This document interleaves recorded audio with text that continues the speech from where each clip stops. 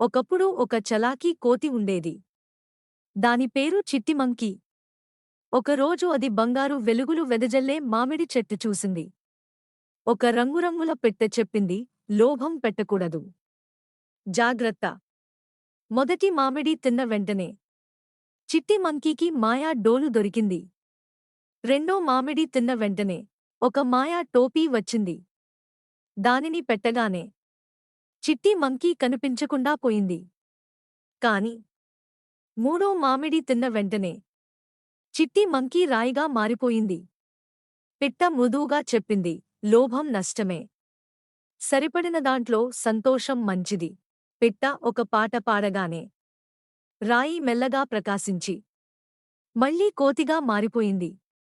అందరికీ తెలిసింది, పంచుకుంటే సంతోషం, లోభం పెడితే నష్టం.